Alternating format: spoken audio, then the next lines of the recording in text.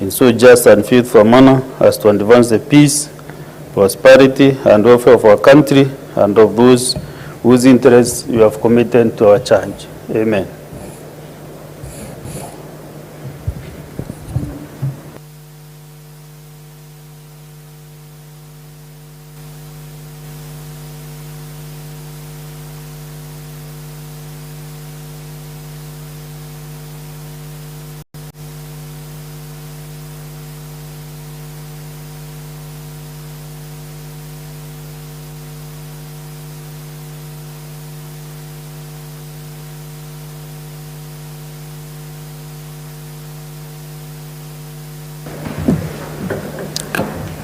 Can I confirm whether we have quorum?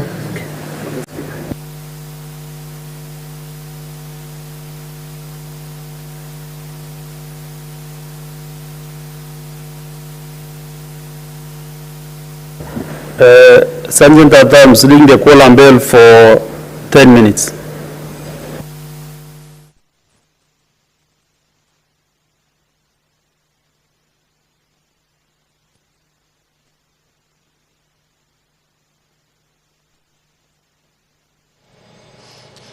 Well, that is the quorum bell underway, and this is pursuant to House Standing Order number 39 and 40, that at the commencement of the House business, that is the Senate House business, the quorum of the Senate shall be 15 members seated inside the chambers, and if that quorum is not achieved, when the chair is taken and the prayer is said, then a quorum bell will be rung. Of course, this is to give way for the members who may be on their way to the chambers to be able to get to the chambers and allow the House attain that required quorum to continue with its business or commence its business for the day. So if you are just joining us, then that is the quorum bell for the members to be able to walk in. Already we have members inside the chambers, and in a short time, of course, that number will be achieved. But back to the business that the senators will this morning be transacting is that 4 cabinet secretaries set to appear before the Senate chambers to respond, of course, to matters of national interest, of course, raised by the members of the Senate. The Honorable Member for Marsabit County, this is Honorable Mohamed Chute, will be asking the Cabinet Secretary for Lands, Public Works, Housing and Urban Development to indicate the respective value of each parcel of government-owned land that has been designated for the affordable housing project in Nairobi, Mombasa, Nakuru and Kisumu counties, and indicate how many of the said parcels are currently being or have been developed since 2017. Also, the member will be seeking the Cabinet Secretary to respond to the value of parcels of land assigned to respective developers for the construction of affordable housing, and whether the Cabinet Secretary could indicate the projected cost per square meter of each housing unit, as well as the interest rate to be charged to buyers of those units. These are a few questions that the Honorable Member for Marsabit County is seeking to ask the Cabinet Secretary for Lands, Public Works, Housing and Urban Development.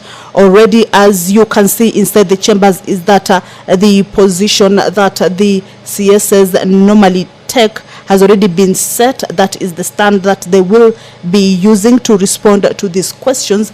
We understand that already CSs have reached the precincts of Parliament, and of course, once the quorum is achieved and the House business starts, the Cabinet Secretaries will be welcomed into the chambers to attend to the business that the members are set to transact this morning.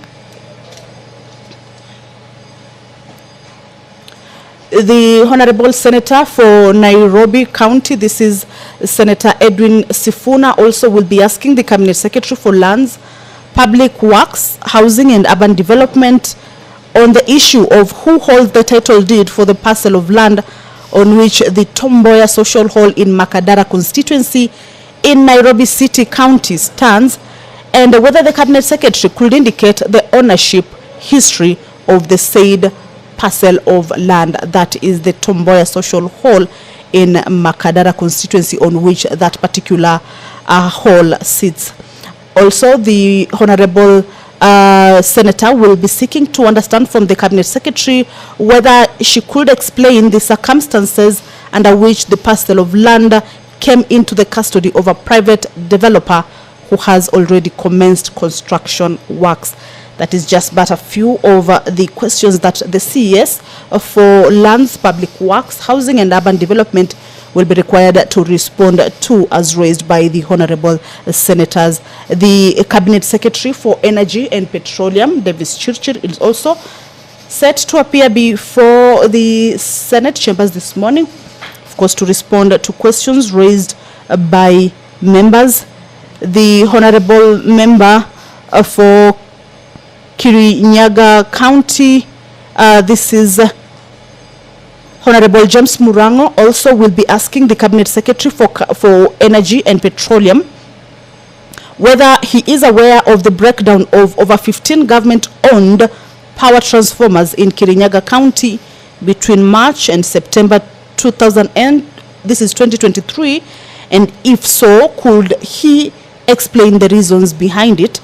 Also, the member will be seeking to understand from the Cabinet Secretary whether he can explain the inordinate delay in replacing defective power transformers in Kirogo, Maendeleo and Riagisheru villages within Mwea constituencies despite multiple requests for their replacement.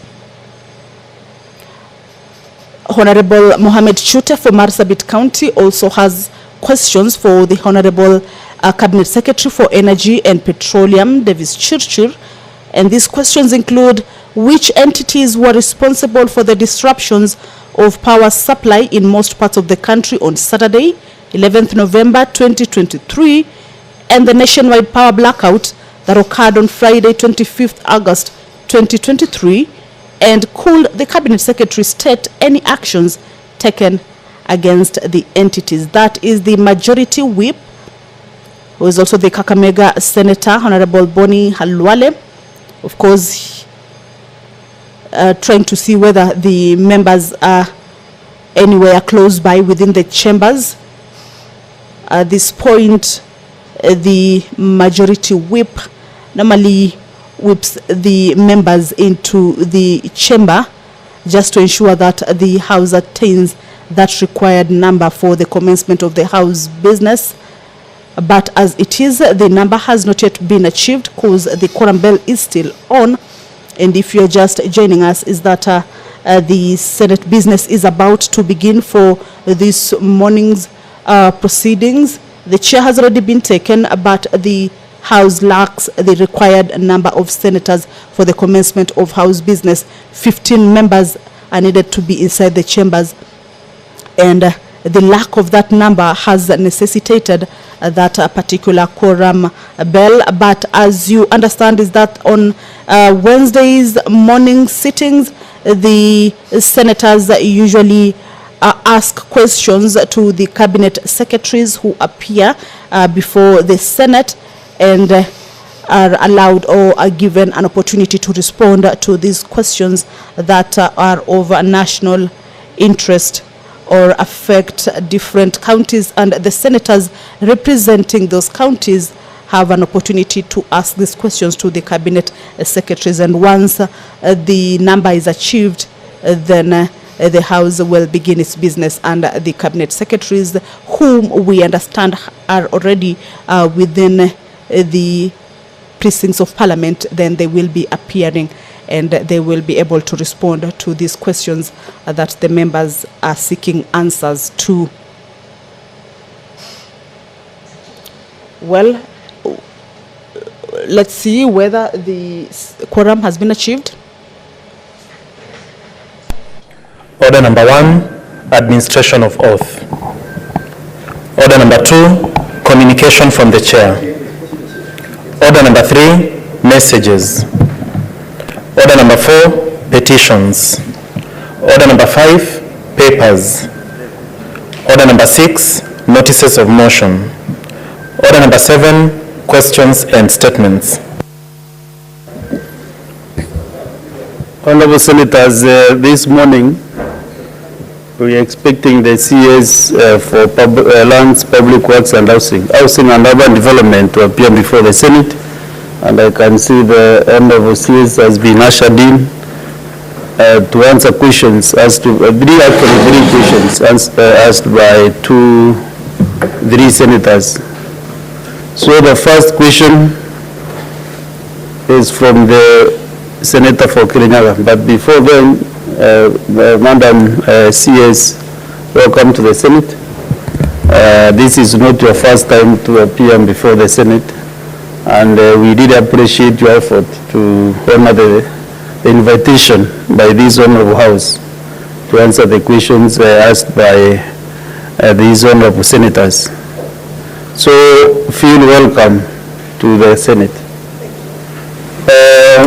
I understand Senator Morango is not alone, that he has delegated that responsibility to Senator Mbugua. So Senator Mbugua, ask question number 008. Thank you, Mr. Speaker, sir. I wish to ask question number 008 on behalf of the distinguished Senator for Kirinyaga, Honorable James Morango. Could the Cabinet Secretary provide a status report on the issuance of title deeds to public schools, particularly in Kirinyaga County? And B, could the Cabinet Secretary tell this House what measures have been put in place to expedite the issuance of title deeds to public schools in Kirinyaga County that are yet to receive them? Thank you, Mr. Speaker. So, Madam C, Honorable CS, can answer that first question.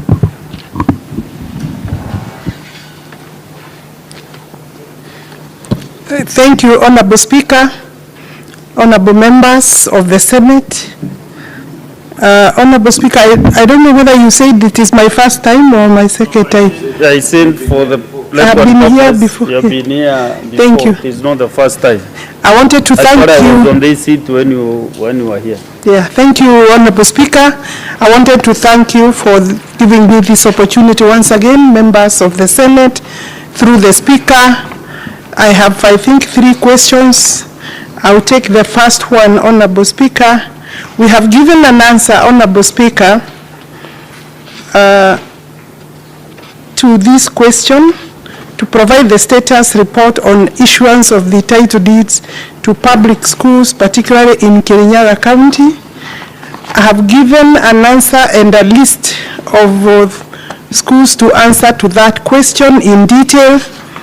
I will possibly then go through, with your permission, Honorable Speaker, multi-agency. In regard to this question, I wish to respond as follows. A multi-agency working group consisting of representatives from the Ministry of Lands, Public Works, Housing and Urban Development was put up. The Ministry of Education and National Lands Commission, among others, were gazetted in 2018 via Gazette Notice number 12311 to fast-track the titling of public schools. The multi-agency working group spearheaded the audit of titling status for all public schools in Kenya in 2019. According to the multi-agency working group report, Kenya has over 31,000 public schools, out of which we have 5,226 public schools which have been issued with titles, while 5,799 have reservations in the registers. The summary of the status report on the issuance of title deeds for all public schools nationwide is as shown in Table 1. I don't know whether, Honorable Speaker, I need to go through Table 1, but I think if members have a copy of my response, I could get your directions. Madam, usually the reports, the responses are uploaded on the system. Maybe the clerk can confirm whether that has been done for this. It is? Yes. So, Senator Chuta, you must know how to use your the fund before you. So you first go so you don't need to go through this. Yes, the list of the titled schools per county, Honorable Speaker, 1 to 47, on page 2 and page 3 of my report. It should therefore be noted that, and have given the total numbers of what we have titled and where we are supposed to be at. I've said, Honorable Speaker, that we have 31,000 schools and only 5,226 public schools have titles. That means, Honorable Speaker, we have a long way to go. It should be noted that this list is not conclusive. I think this is what I was able to get. They are yet to verify in full details, but it will go very far from what page 3 is showing there as the totals, with a reservation of 5799. And Honorable Speaker, in Kirinyaga County, this has 335 public schools. As at 2019, the audit report by the multi-agency group revealed that the county has 180 public primary schools and 155 public secondary schools. 78 schools have been titled, and 157 are reservations for titling, while 257 are yet to be titled. Table 2 and 3 shows the primary and the secondary schools issued with titles. When I say reservations or reserved for public use as public schools, it means the National Art Commission has already reserved that, and gazette notice being issued thereafter. The primary schools titled as shown, Honorable Speaker, I would then say on page 4, the list is there of the total number of schools in Kirinyaga. All the constituencies are listed, constituency by constituency. And then for primary schools, then the secondary schools on page 5, Honorable Speaker, as shown there, all the way to page 6. And then the list of schools whose land had issues. Issues means maybe pending court cases, are shown on page 6, paragraph 2, Honorable Speaker. We have Gogoine Secondary School in Kirinyaga has pending case number 34 of 2016. And then Kiarogu Primary School Kirinyaga has a boundary dispute. We will endeavor. And then also Kwango Due Primary School boundary disputes. These are things we can do within the ambit of my ministry. I will undertake to look at that. Maybe the pending cases also we can see whether there can be a resolution. And I believe the Honorable Senator who brought this question would be aware of this and could be of great assistance in the resolution of the case. Honorable Speaker, allow me to proceed to then question number 2. The second part of the Senator's question, part 2. Yes, part 2. Part B actually, all 2, part 2. I wish to respond as follows. The titling of public land has been going on over the years. However, the progress has been slow, uncoordinated, and without guidelines. In addition, the process of identification, mapping, planning, documentation, allocation, registration of public land is a multi-sectoral action or activity, and we will endeavor to do our work. A raft of measures has been taken to fast-track the school's titling program. Measures taken include public utilities program that was put up, and the team has been constituted with a representative from the State Department of Lands and Fiscal Planning, National Arts Commission, National Treasury, Ministry of Education, and Council of Governors. The reason the Treasury is the one that holds titles on behalf of the entire government, so National Treasury is a key stakeholder there. Preparation of procedure manual on titling of public utilities land has been done. The draft procedure manual has been prepared and is currently going review by the stakers by the stakeholders, and I want to confirm that we will be finalizing that exercise soon. A pilot program is scheduled thereafter, was scheduled within the year 2023 and 2024, the financial year, and the counties selected for that pilot program, Honorable Speaker, is Kirinyaga and Busia. A letter requesting for an update status report on all public learning institutions in the two counties has been sent also to the Ministry of Education so that we can put the work together, or the report together, and the status report to assist the public utilities program team plan and execute the titling of all the remaining schools within the two counties as a pilot. Why is it necessary, Honorable Speaker? Because we want to use the process that is proven, and also for consistent purposes, Honorable Speaker, it helps the teams on the ground to be able to do that exercise. That's where we are with the titling. I agree, it is slow, Honorable Speaker, and we need to expedite the process. Thank you. Thank you, Honorable CS. Senator Bugwa, I don't know whether you have a supplementary question. With your indulgence, Mr. Speaker, I want to donate my chance to the Honorable Senator of Manyora to ask the. You have no such power to do that. It's either you have the supplementary or not. I will leave it at that. So, I can see the Senator for Nyeri, who you have donated, has not even requested. Yes, Senator Matinga. Thank you very much, Mr. Speaker, sir, for giving me this chance. Let me start by thanking the Honorable CS for her punctuality and well explanation of the questions that were raised by Senator for Kirinyaga. Nyeri and Kirinyaga being bordering counties, Mr. Speaker, we share equally the same challenges. My question would be to the Honorable CS. Primary schools have been titled. Whereas the land was donated by the same community, the churches have been left behind. So could be the CS maybe tell us why the churches which are adjacent to school as sponsors of the schools have not been issued with the titles while the schools that the sponsor have been issued. The last question, Mr. Speaker, is could the Honorable CS explain to us